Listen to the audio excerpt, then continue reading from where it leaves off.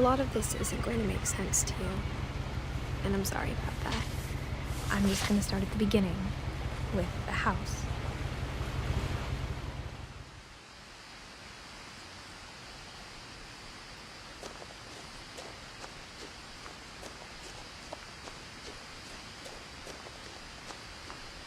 I lived here until I was 11, but I wasn't allowed inside half the rooms.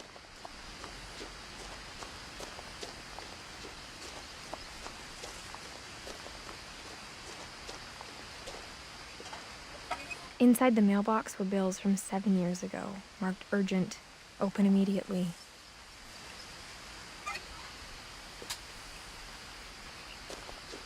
I hadn't been back since my brother Lewis's funeral.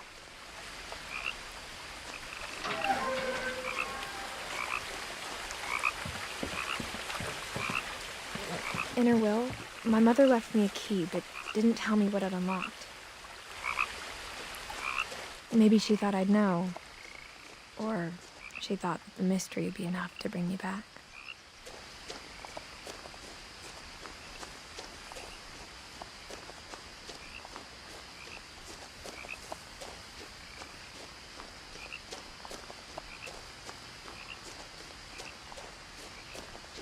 No one had driven this way in a long time, but I saw a few hoof prints.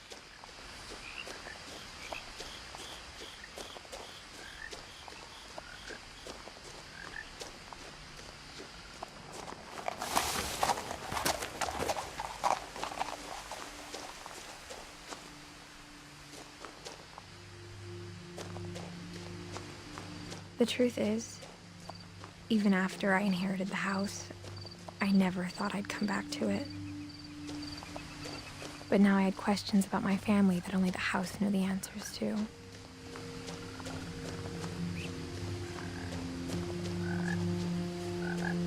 The house was exactly like I remembered it, the way I'd been dreaming about it.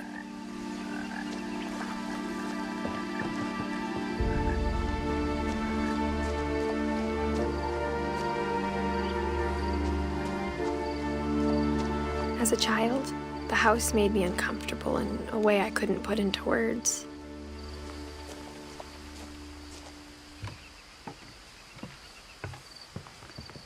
Now, as a 17-year-old, I knew exactly what those words were.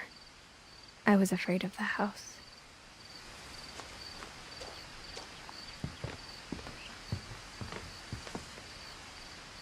I hoped the key might unlock the front door. It didn't.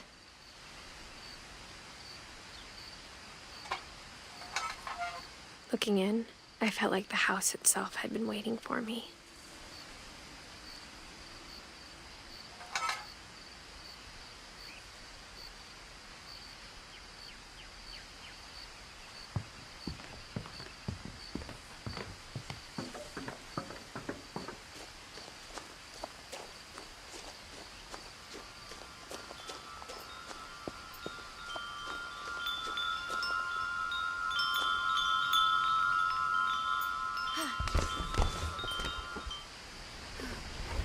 Crawling through the doggy door used to be a lot easier when I was 11.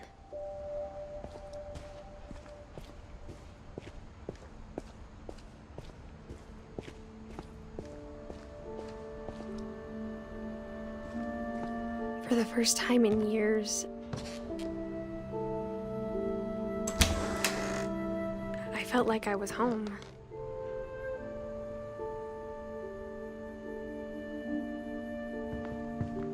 But instead of a family, there were just memories of one.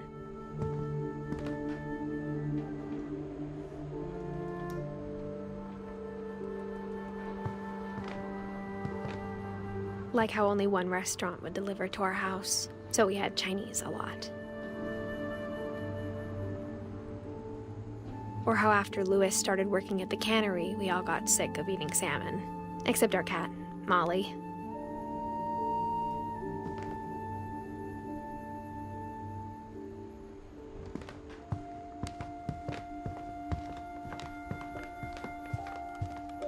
The table was still a wreck from the night we left.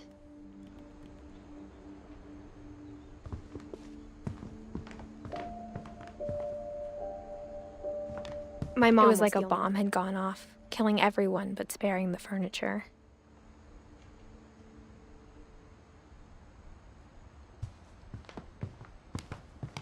Nothing in the house looked abnormal. There was just too much of it, like a smile with too many teeth.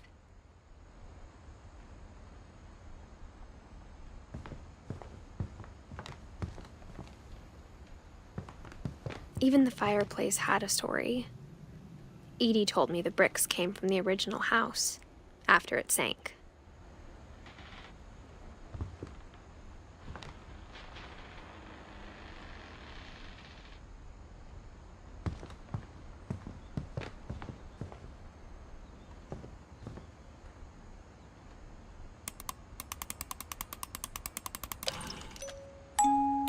Great-Grandpa Sven built a music box for Barbara, along with the rest of the house.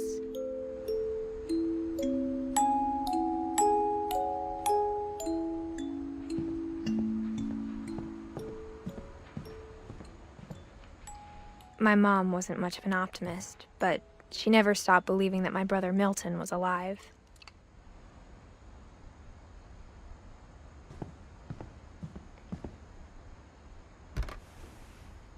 Edie told me once that every Finch who ever lived is buried somewhere in the library.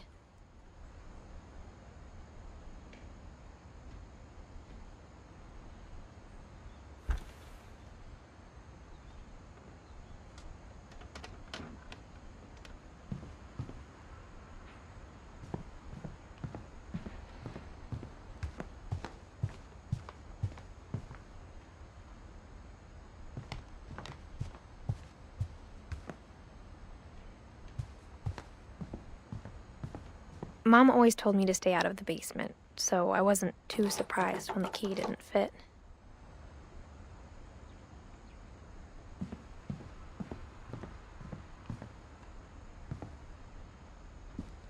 After Milton disappeared, Mom sealed up all the bedrooms. Then Edie retaliated and drilled peepholes.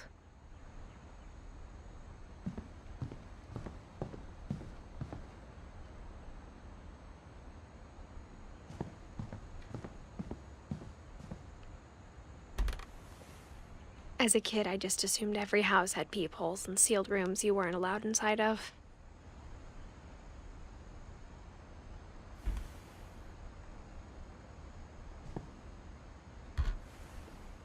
My Grandpa Sam spent 7 years sharing a room with his dead brother, Calvin.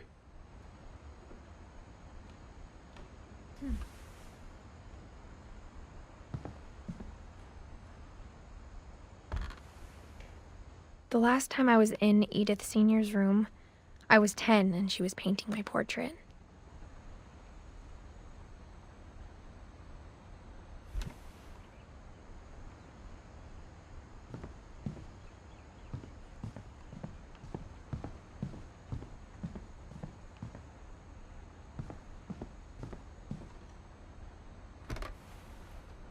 Molly always seemed like a girl I could imagine being friends with, if she hadn't died in 1947.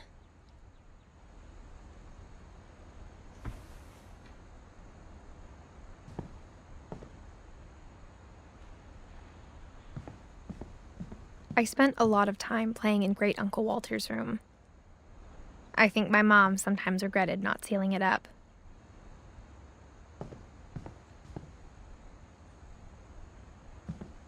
Louis told me there were secret passages, but I never believed him.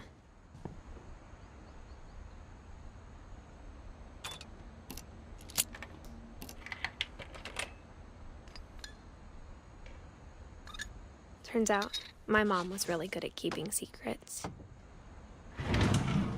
Now it was time to find out what my mom had been afraid of.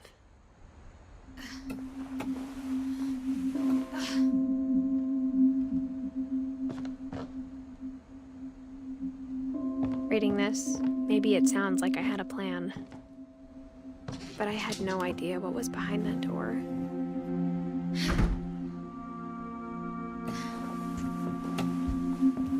Just like I had no idea where all this was gonna lead.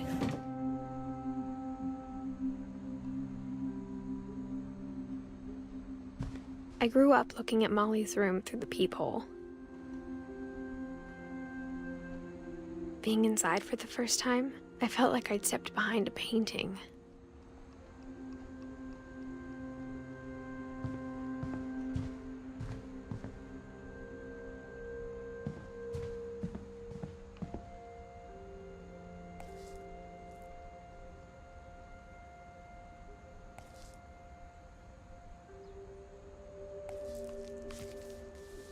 December 13th, 1947. Dear Diary, I'll be gone soon, but I wanted to tell somebody about what's gonna happen. It started when Mom sent me to bed without dinner. I woke up and I was starving, so I looked around for something to eat. The gerbil food was dry, but I didn't mind it.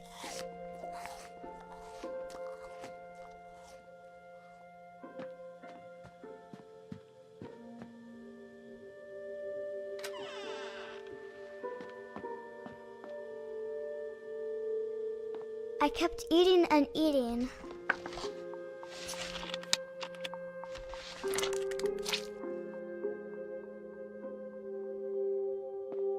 I ate a lot of things that night.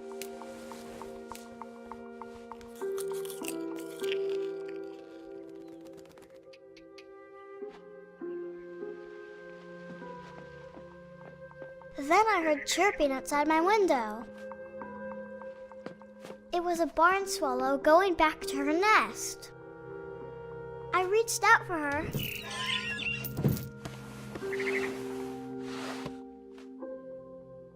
And suddenly, I was a cat.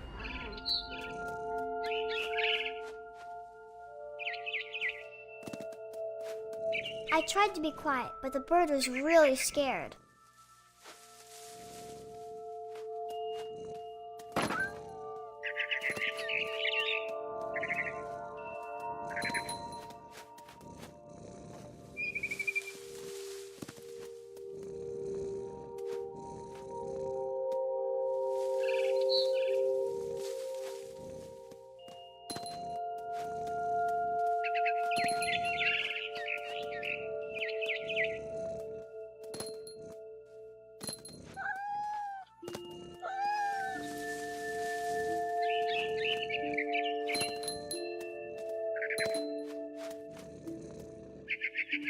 I jumped and I almost got her.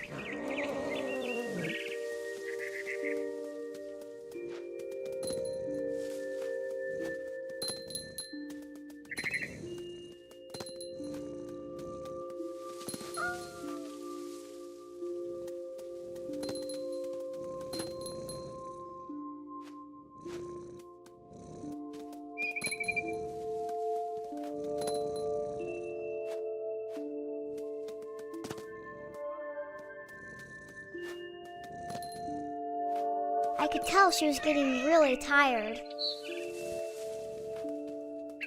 Now I was up in the big tree.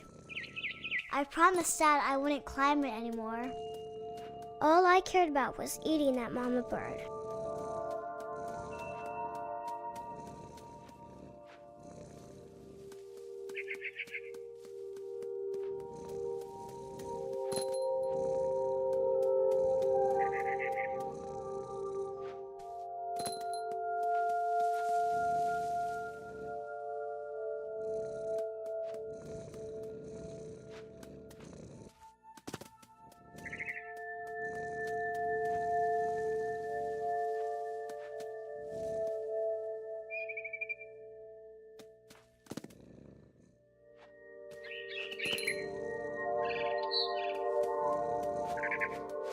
I gobbled her up. And suddenly, I was an owl. First, all I heard was the wind. Then I heard little teeth nibbling in the grass.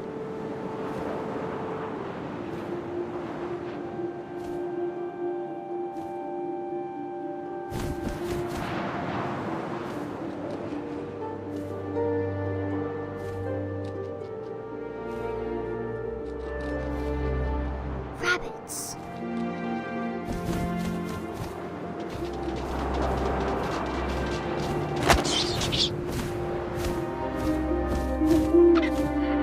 imagined his face looking up and seeing mine through my talons. I swallowed him up, and I didn't chew one bit. Then I flew off to find something bigger.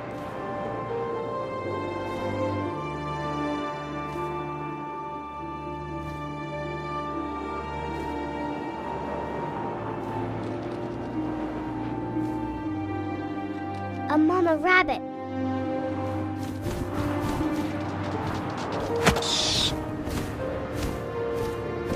She was almost too big to carry. I started choking, but I couldn't stop eating. And suddenly, I was a shark.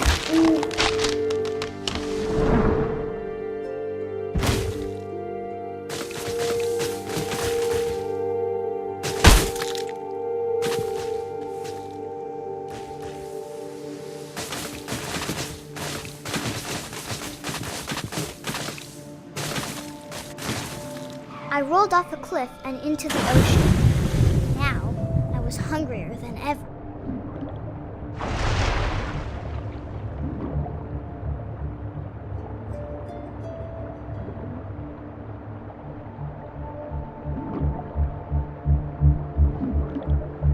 I wanted fat, juicy seals.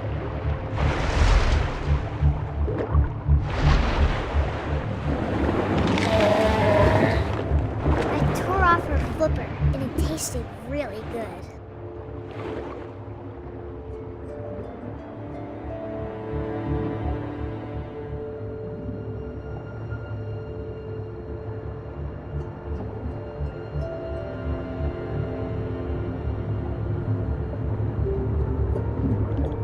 I grabbed on tight.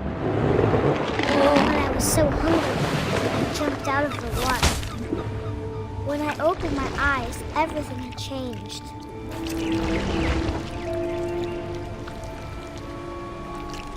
Now I was a monster, and I smelled people everywhere.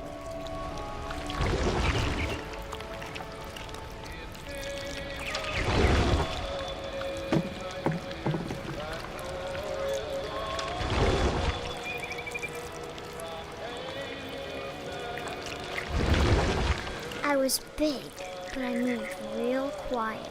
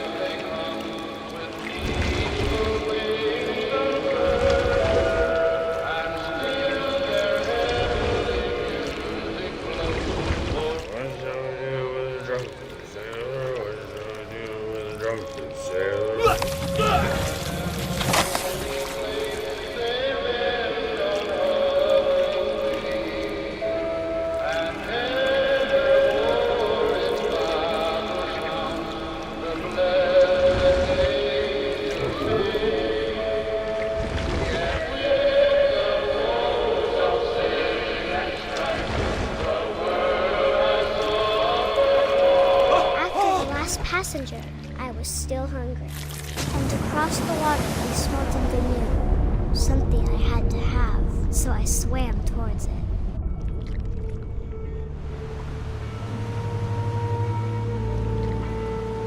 I slithered onto the sand, and the good smell went into an old pipe.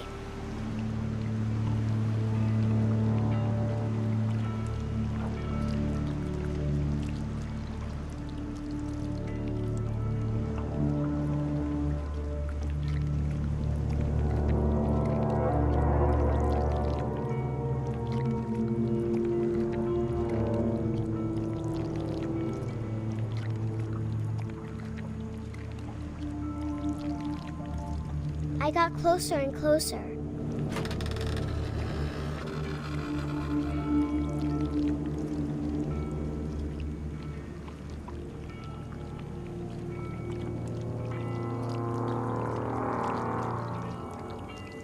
All my stomach started growling.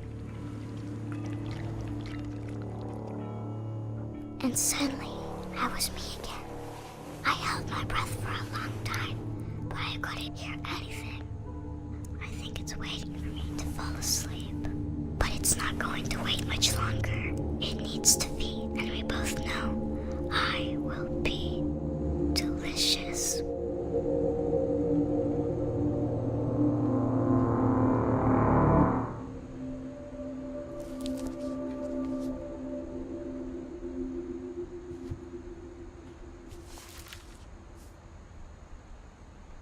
I'm not sure if I believed all of that, but I'm sure Edie would have.